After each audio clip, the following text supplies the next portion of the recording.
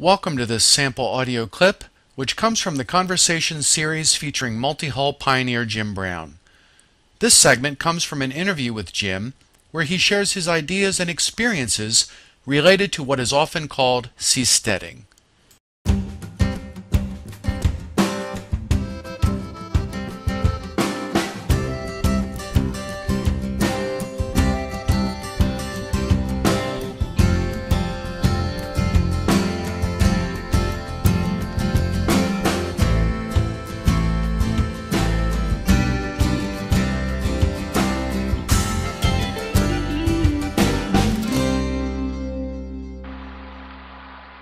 This is Joe Fernaccio from outrigmedia.com, and I have Jim Brown on the phone with me today. And Jim and I were having a discussion recently about seasteading. I heard an interview recently from somebody who actually has a book out entitled Seasteading, and it was kind of fascinating. This fellow was a modern seasteader, a young man who wrote a book about the challenges that young people have growing up in a world where, they come out of college and there's a lot of debt and there's not a lot of jobs right now, and he encourages young people just to get out there and get a boat and go somewhere and have an adventure. And of course that's certainly not for everybody, but the merits of what he was talking about I think were certainly fascinating. I wanted to read a quote from Among the Multihulls, your autobiography, Volume 1, and it kind of captures kind of this idea of seasteading and what it means to be a seasteader and the freedom or the pursuit of freedom that this type of a cruising lifestyle would involve. So I'm going to read this little paragraph here, and these were your thoughts on a part of what drove the Multihull movement back in the 1960s. So I'm going to start the quote right now. Perhaps it was simple paranoia, but I still suspect that there was some logic in the minds of we who, when faced with the strange antithesis between the hip and the political at home, opted instead for freedom and adventure at sea. We chose to consolidate our assets in a cruising machine that we could build ourselves, that could move without fuel, that could swerve around geopolitical hotspots, and could carry a microcosm of our own culture, our own food, music, family, and friends. We would sail the wide waters to some unspecified sanctuary that surely must await discovery somewhere. It is easy to call this utopian, but more insightful, I propose to see it as survival. And that also refers strongly or intimates strongly to what your friend Mark Hassel quoted when you were interviewing him, that quote from Mark Hassel that we recorded. I have here a little audio clip that actually comes from a video that I made of my late great friend Mark Hassel down in Guatemala back in about 2004 when he was living down in Guatemala on Lake Atitlan, which is a highland mountain lake surrounded by volcanoes, actually, where he spent the last, 10 or 15 years of his life after he gave up sailing because his body became pretty well crippled up with arthritis. Mark has since died, but I think that much of his seasteading prowess has been preserved in this video, and there's just one statement that I'd like to include here. Mark, incidentally, was probably my most illustrious client. He built 3 of my boats, one of which he lost in a shipwreck, and the other 2 he sailed around the world. His first circumnavigation was with his family.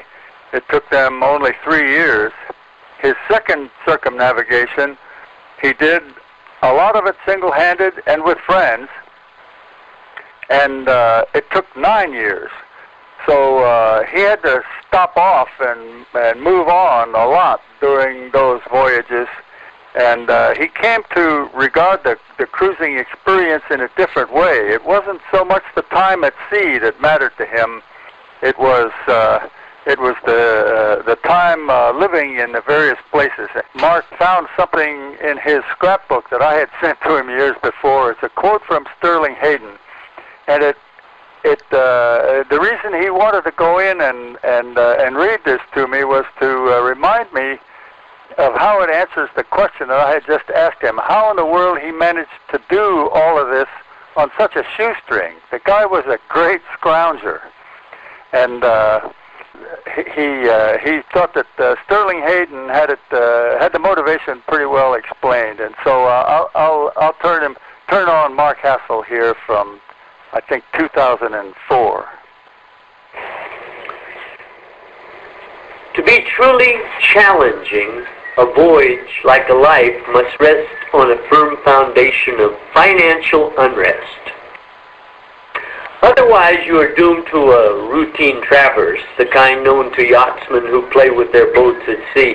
Cruising, it is called.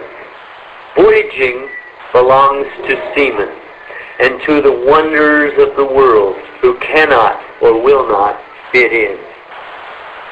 If you are contemplating a voyage and you have the means, abandon the venture until your fortunes change. Only then will you know what the sea is all about. I've always wanted to sail the South Seas, but I can't afford it. What these men can't afford is not to go. They are enmeshed in the cancerous discipline of security, and in the worship of security we fling our lives beneath the wheels of routine. But we are brainwashed by our economic system until we end up in a tomb beneath a pyramid of time payments, mortgages, prosperity, gadgetry, playthings that divert our attention from the sheer idiocy of the charade. The years thunder by, the dreams of youth grow dim, where they lie cracked in the dust on the shelves of patience. Before we know it, the tomb is sealed. Where then lies the answer? In choice. Which shall it be? Bankruptcy of purse or bankruptcy of life? Joe, when we were speaking with Chris White the other day, he came up with an eloquent paragraph too. Maybe that's something that you could put into the program. Yeah, absolutely. We could play that right now for our listeners and just kind of summarize Chris' statements.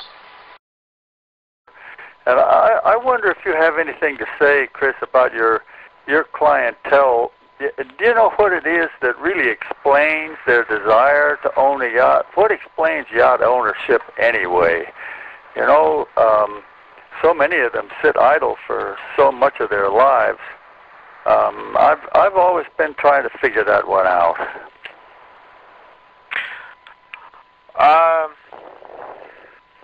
Well, I don't know that I have a good answer. I guess I can only tell you my own personal experience on that score, and that's, you know, I've had a cruising boat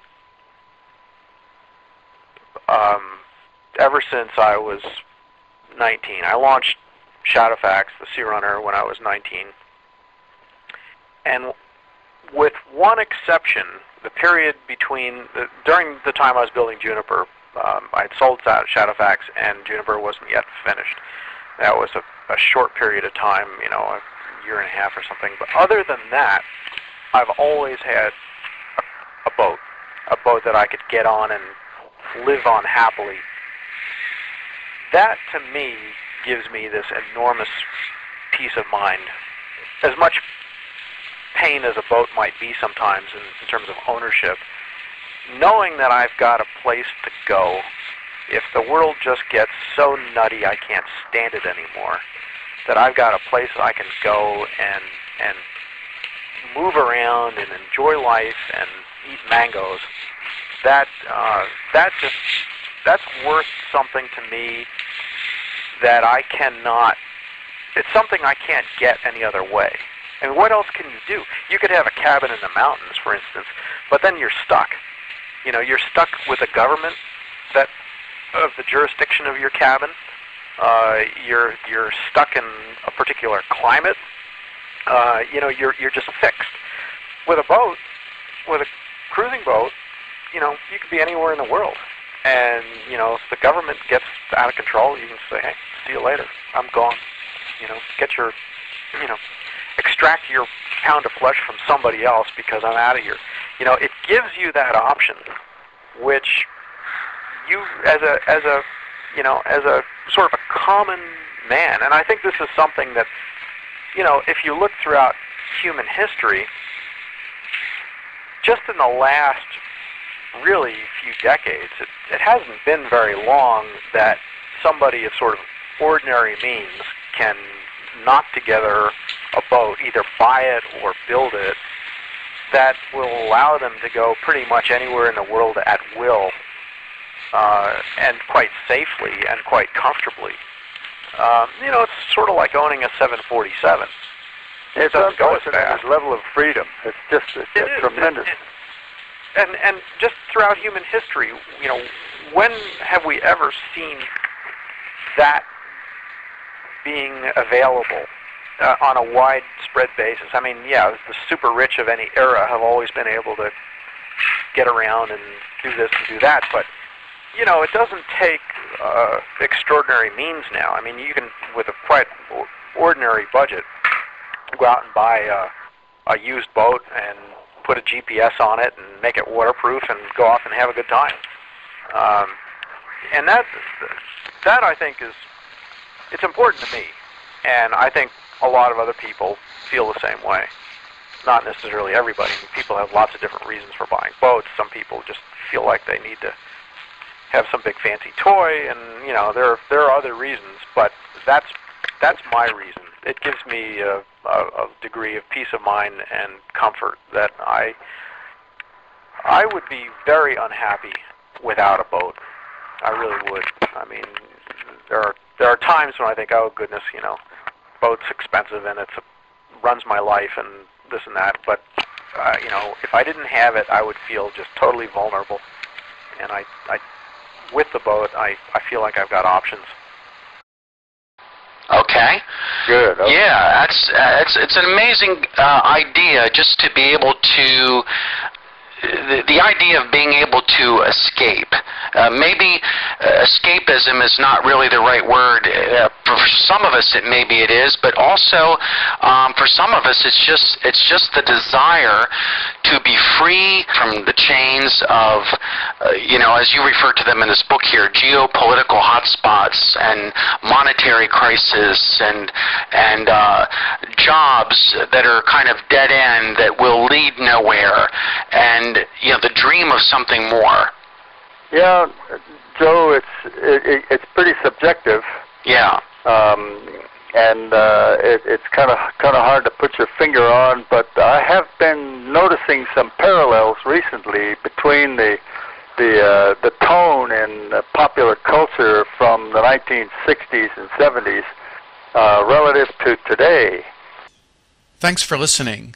We hope you've enjoyed this audio clip. For more like this, or to obtain the complete audio conversation, come visit us on the web at www.outrigmedia.com.